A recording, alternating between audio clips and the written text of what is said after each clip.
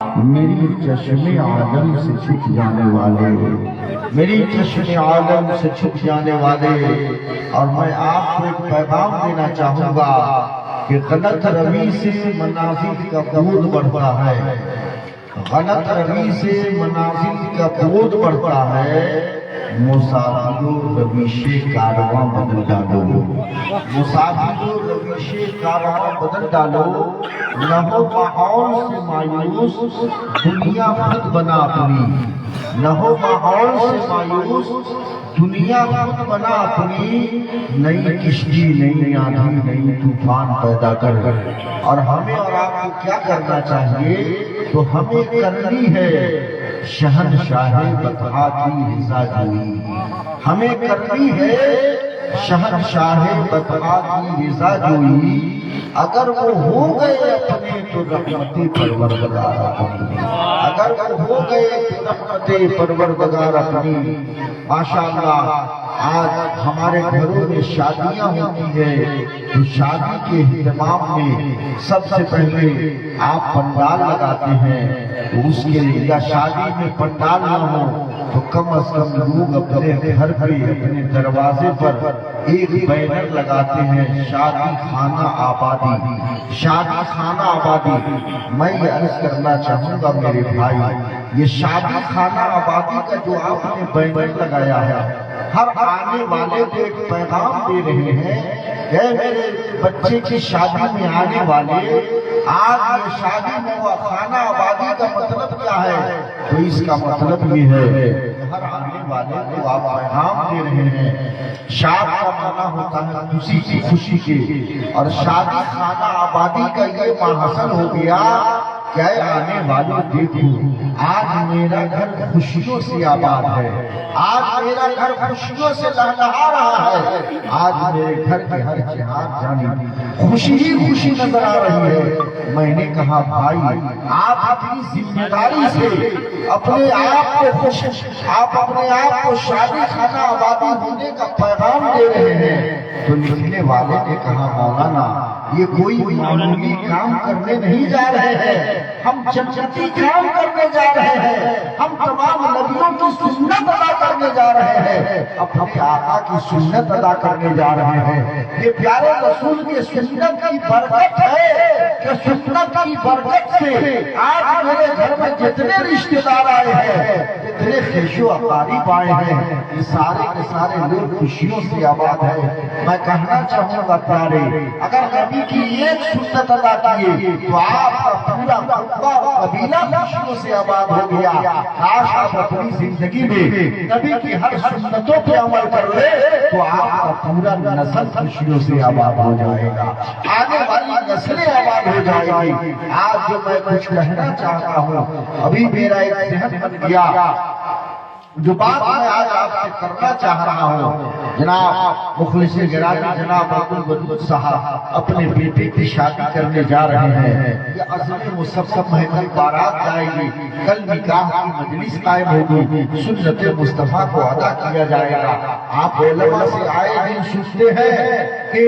نکاح کبھی تو سنت بھی ہے، کبھی واجب بھی ہے، کبھی فرض بھی ہے، کبھی مکروہ بھی ہے، کبھی حرام بھی ہے۔ وہ درجے آپ کو علماء بتائے ہیں۔ ہم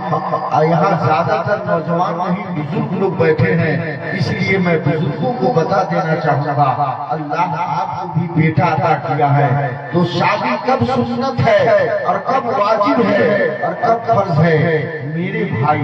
جب آدمی اپنے آپ کو کماتا ہے، یعنی مہر دینے کی صلاحیت رکھتا ہے، بیوی کو کھلانے پلانے کی صلاحیت رکھتا ہے، اس پر نفس کا کوئی غلبہ نہیں ہے، وہ اس کا نفس بھاگنے والا نہیں ہے، ایسی صورتحال میں اس کے لیے اگر وہ شادی کرتا ہے تو وہ سنت مصطفیٰ ہے۔ اگر بندے کو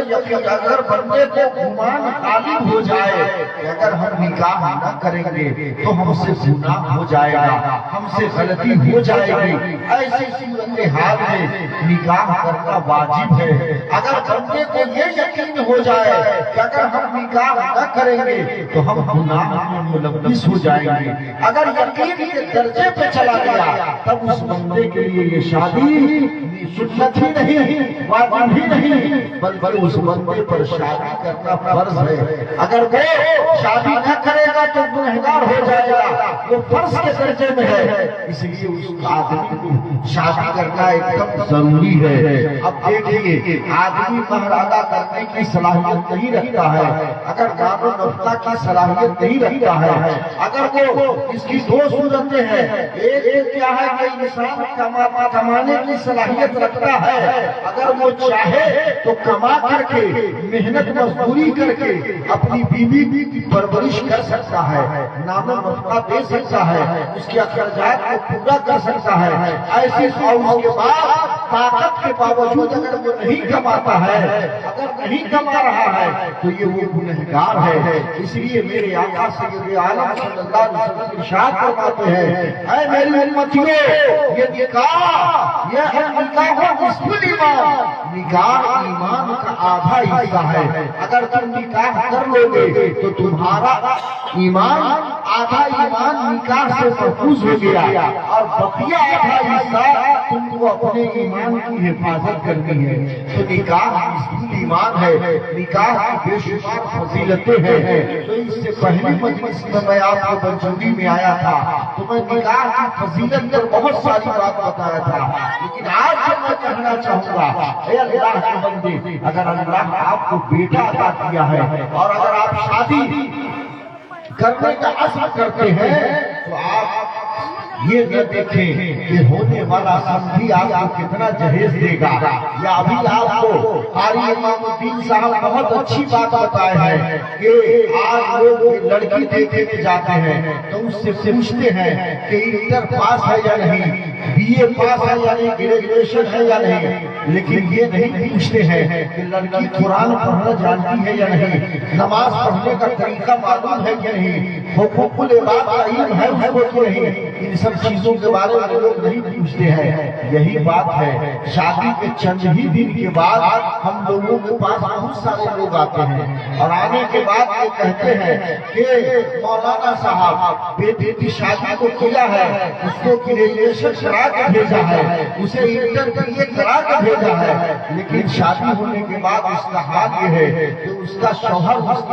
اس کے طرف متوجہ نہیں ہوتا، شوہر صحیح سے محبت نہیں کرتا، اس کے ساس سسر اس کو تکلیف دیتے ہیں، اس کے گھر کے لوگ اسے ستاتے ہیں، کوئی تعویذ دے دیجیے، کوئی کچھ پڑھ دیجیے تاکہ ہماری بیٹی کا گھر بس جائے۔ یہ اللہ کے بندے، سب سے اچھی بات آپ کو قاری امام الدین صاحب بتا کے گئے ہیں، اگر آپ یہ چاہتے ہو کہ آپ کی بیٹی اپنے سسرال جانے کے بعد شوہر کی نظر میں بھی محبوب ہو جائے،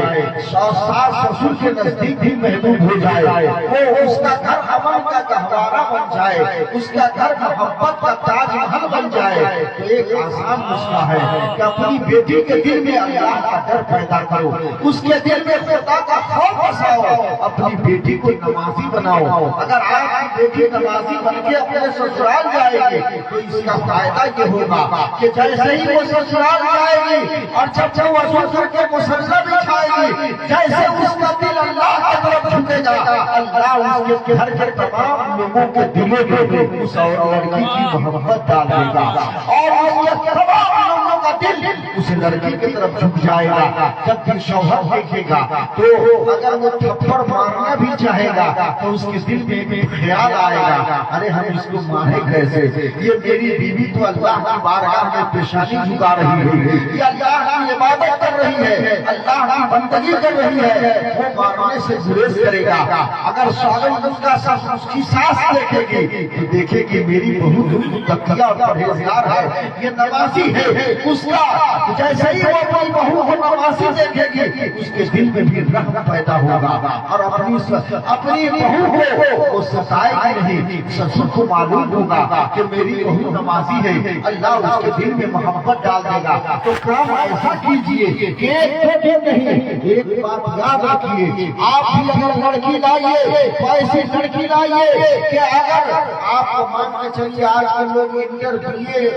یا ڈگری لے کر کے شادی کرتے ہیں, ٹھیک ہے آپ نے شادی کر لیا, آپ انٹر والی لڑکی سے شادی کیے ہیں, آپ بی اے پاس لڑکی سے شادی کیے ہیں, آپ گریجویشن والی لڑکی سے شادی کیے ہیں, اگر وہ نمازی نہیں ہے, اگر پرہیزگار نہیں ہے تو اس کے ڈگری کی بنیاد پر آپ کے گھر میں برکت نازل نہیں ہوگی, آپ کے کاروبار میں برکت نازل نہیں ہوگی, آپ کی زندگی میں برکت نہیں ہوگی. اگر وہ ڈگری نہیں ہے, اگر قرآن پڑھنے والی ہے, نماز پڑھنے والی ہے, تو آپ کو معلوم ہے اگر آپ کے گھر میں فاقہ کشی ہے, اگر آپ محتاج ہیں, آپ اگر پریشان حال ہیں, اور اگر آپ کے گھر میں آنے والی عورت اگر مسلسل بچھا کے نماز پڑھے گی تو پوری ذمہ داری سے بول رہا ہوں, اگر وہ قرآن پڑھے گی, میرے آقا فرماتے ہیں کہ جس جگہ پہ قرآن کی تلاوت ہوتی ہے اس جگہ سے تمام بلائیں بھاگ جاتی ہے, اور اس جگہ پہ اللہ کی رحمتوں کا نزول ہوتا ہے,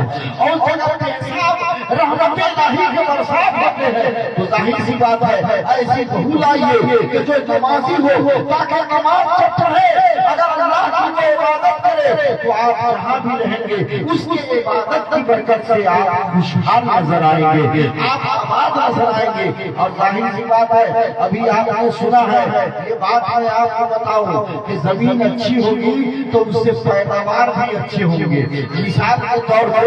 اگر آپ دیکھ لیا جائے, آپ بنجوری میں سیب کا پیڑ لگائیں گے, سیب کا پیڑ لگائیں گے, اور جب اس سیب کو توڑ کے کھائیں گے تو وہ سیب میٹھا نہیں ہوگا, وہ کھٹا کا کھٹا ہوگا. اگر اسی جگہ ہم کشمیر گئے تھے سیب کے موسم میں, تو باغیچہ سے گزرے تو سیب سے اتنی تیز خوشبو آ رہی تھی کہ میں کیا بتاؤں, مسام معطر ہو گیا, اتنی تیز خوشبو. اب اتنی تیز خوشبو, اللہ اکبر, اگر آپ اپنے بنجوری میں سیب کا باغیچہ لگائیں گے اس سیب سے خوشبو نہیں آئے گی, وہ سیب اتنا میٹھا نہیں ہوگا, وہ سیب اتنا اچھا نہیں ہوگا. وہ جو سیب کشمیر کی زمین پہ ہوتا ہے, آپ میں نے کہا کہ بھائی یہ بھی تو سیب کا پیڑ ہے اور وہاں بھی سیب کا پیڑ ہے, لیکن دونوں پھلوں میں فرق ہے, ایک خوشبودار ہے اور ایک بغیر خوشبو کا ہے, ایک کھٹا ہے ایک میٹھا ہے. حافظ امام الدین صاحب نے کہا کہ اگر میٹھا سیب کھانا ہے تو تم کو کشمیر کی زمین چاہیے,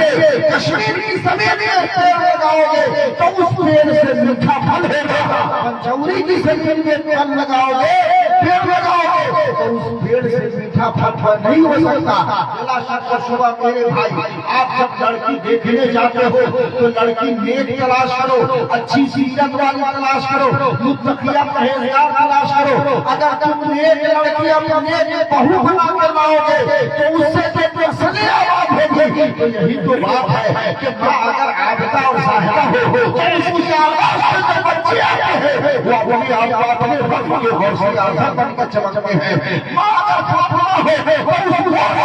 اس وقت بچے بنتے ہیں تو حسن و حسین ہوتے ہیں. ماں اگر الخیر ہو تو بیٹا ایسے اعظم ہے. ماں اگر محبوب ہو بیٹا سلطان الاولیاء سلطان الغریب نواب ایسے پیدا ہوتے ہیں. ماں اگر متقیہ پرہیزگار ہو تو بیٹا امام محمد رضا جیسا متقی پیدا ہوتا ہے. حضور علامہ رضا ادھری جیسا نبی کامل پیدا ہوتا ہے. ماں حسن سمجھ میں آ گیا کہ اگر ماں ایک ہوگی تو اس سے جو بچے آئیں گے وہ بھی ایک ہوں گے. اس لیے زمین اچھی تلاش کیجیے, آپ پیسوں کے چکر میں مت پڑیے. اگر آپ فائدہ چاہتے ہیں تو اچھی بہو لائیے, نیک بہو لائیے اور اپنی بیٹیوں کو عالمہ بنائیے. آپ کو پریشان نہیں ہونا ہوگا, آپ خود اپنی بیٹی کو عالمہ بنا کر کے, دین کا مبلغہ بنا کر کے اگر آپ اس کو سسرال بھیجیں گے تو 100% گارنٹی ہے کہ یہ شکایت کا موقع نہیں ملے گا کہ میری بیٹی بہت پریشان ہے. اگر آپ کنگال گھر میں بھی شادی کر دیں گے,